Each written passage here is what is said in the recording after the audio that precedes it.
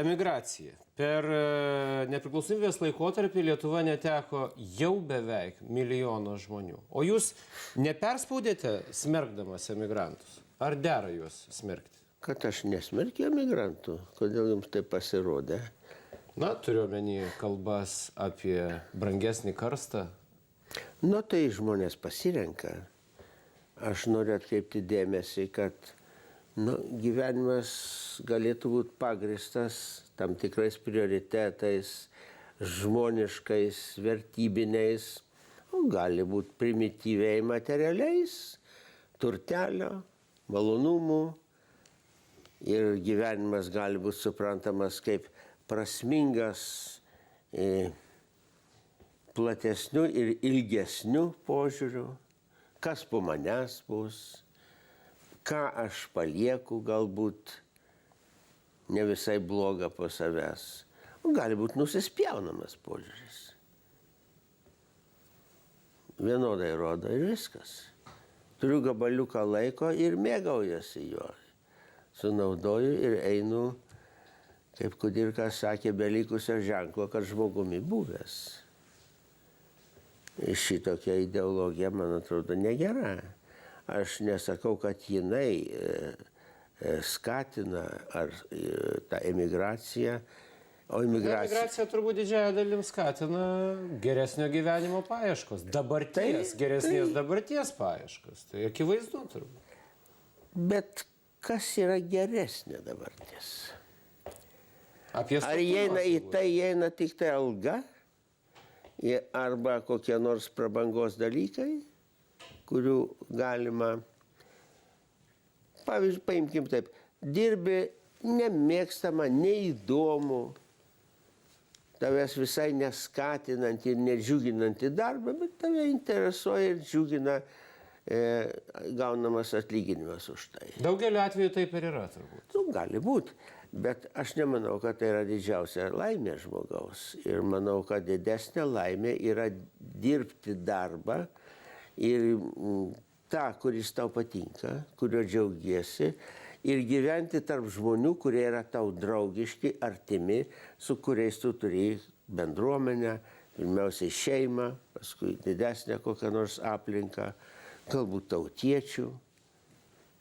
Tai ir būt namuose tarp savų, kur niekas nešnairuoja, iš kur tu čia atsiradai, atsibastei, dabar atimi darbo vietą, štai Anglijoje, dabar mes jau būsim tie, galbūt, kurie atima darbo vietą. Žinoma, paprasti žmonės taip nežiūri, jie yra draugiški, kiek aš girdžiu.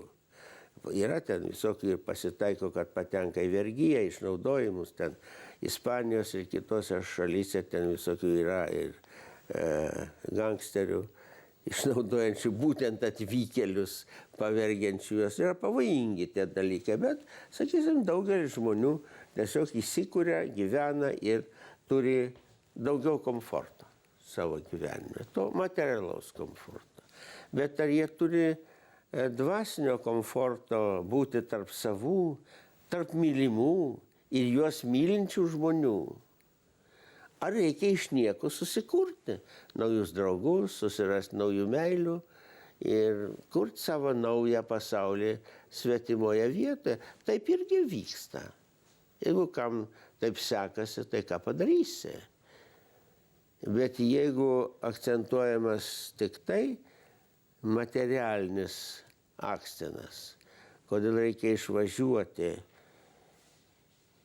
palikti savo žemę, savo draugus, savo artimus, savo tėvų kapus. Daugelis turbūt galvoja, kad jie išvažiuoja laikinai.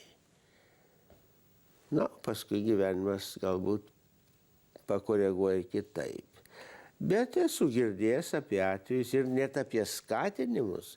Važiuokite iš tos nelaimingos Lietuvos kuo greičiau. Čia yra gana baisus toks nuteikinėjimas, ar net ir auklėjimas.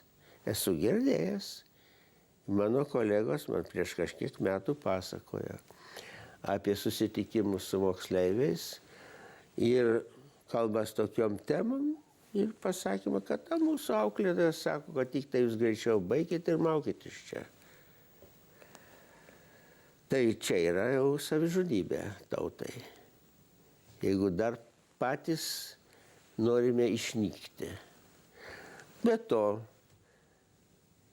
kai gyvenimas orientuotas į savo aš, kuris naudojasi komfortais, malonumais, kokiais nors džiaugsmeliais, o ne artimųjų rato meilė, simpatija ir parama, tai tie komfortai